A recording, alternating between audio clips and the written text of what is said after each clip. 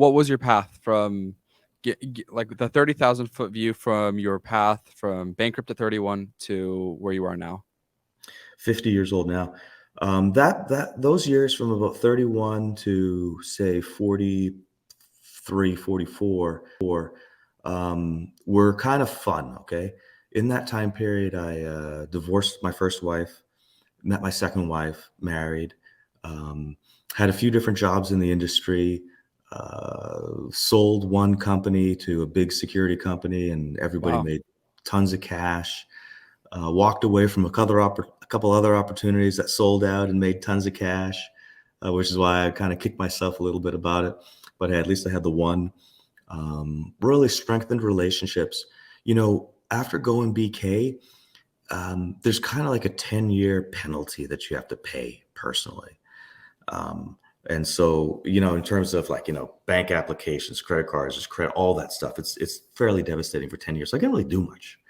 So I did a couple contracting side companies here and there, taking jobs from friends, on the side, and um, did some double dipping for, here and there, and just kind of, I was waiting. I wasn't taking anything overly seriously from a job perspective. I was waiting for when I could re-express myself and, do what I felt I was built to do and what makes me happiest, which is, be a founder and a leading manager. So yeah, that's what I kind of did. So I bounced around a little bit, made some money, had some fun. Yeah, I mean, I feel like I could spend like a whole hour just diving into like how you exited the company successfully and just things like that. But congratulations, that's super cool. Not many people can say that they've exited companies, and I think it honestly, that's one of the reasons why I love America so much, is because you can go bankrupt and then in a few short years be sitting on loads of cash again. Like and I think it's so understated in America. People don't take risks because they're afraid of failure. They're afraid of this big word, bankruptcy. But in reality, it's just a huge net of saving that we have. So I think it's a cool testament to that. So thanks for sharing. So And by the way, let me just iterate on that. You're exactly right. We've had two U.S. presidents that have gone bankrupt at least well, once before they became presidents.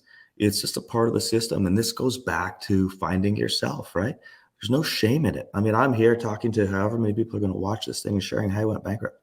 Not the end of the world. Well, guys, I had a ton of fun learning about who Steve Reinharz is as an entrepreneur, CEO, and founder, and all the lessons that he's learned along the way. I gained a lot of valuable insights, and I'm super grateful that he was able to come onto the podcast. If you have somebody that you would like me to interview, drop their name down in the comments. I'll be sure to reach out to them. I can't promise anything, but what I can promise is that the bigger the podcast gets, the bigger guests we're going to get. So if you haven't yet, consider subscribing.